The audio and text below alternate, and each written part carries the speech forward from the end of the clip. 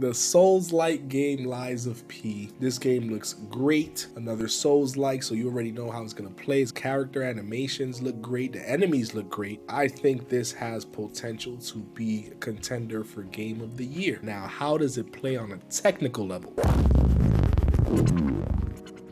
I think that's going to be the only thing that could hold it back because it's a first-time studio. We don't know what to expect from them. We know the game looks good, but if Forspoken taught us anything, is that a game could look really good, but when you play it, it may not always translate into that. It's a Souls game, looks like Souls. If it plays like Souls, the Souls community will jump to it and will support it. As long as they get the level design and the combat feels right, if it's not floaty, if they commit to the Souls formula or trying to replicate the Souls formula, I think it will do very well. It has a lot of potential, this game. And since it's on Game Pass, it has low barrier to entry to play it. I think people will play it, the word of mouth will spread. If it's as good as all the other Souls-like games or Souls itself, then the word of mouth will push it for sales on PlayStation.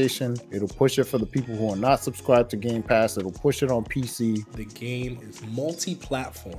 It is literally releasing on everything, including last-gen consoles, which means people are going to be more likely to talk about it. Second, it's a twist on the story of Pinocchio, which already is giving it even more reason to be talked about, to be buzzworthy, because it's taking a classic story and kind of twisting it into their own version of it. This has a lot of potential. I think it can really be a huge seller. 3 main points. Multi-platform is going to be a lot more wider base of users that can try the game. To Pleasa's point about it being based on Pinocchio, now everything I've seen, I don't see anything that looks like Pinocchio to me.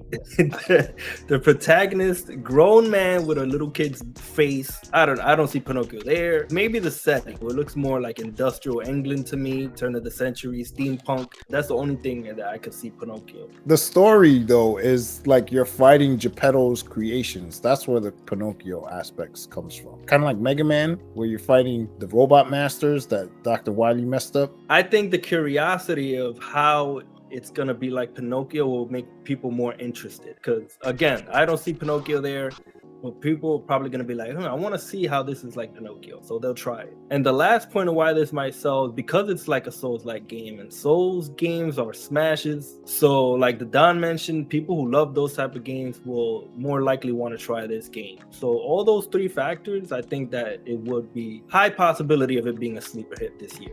One of the things to always look at, especially when it comes to first-time game studios or game developers, is how does it look? Everyone can make an amazing looking trailer. Everyone can sell you on 3 minutes of gameplay and story. They can make this look great. Hey, movie studios do it every single month. They release these trailers of these movies, and you're like, wow, this trailer looks great. Movie comes out, flop. No, there is no guarantee that these games are going to run or play amazing. I hope it does. Lies of P gives me that feeling of, wow, it looks like it can really be something special, but there's always that little bit, especially when you're a day one purchaser. For those who don't have Xbox, for those who don't have Game Pass, you're going based off what you saw, based off of the hype, and you're going and you're paying this $69.99 on next gen or $59.99 on last gen. To make that purchase and to have it be a dud, I don't know. It's scary, but I don't have to worry about that, at least for this game, Lies of P, Xbox Game Pass. I'm happy to be a subscriber.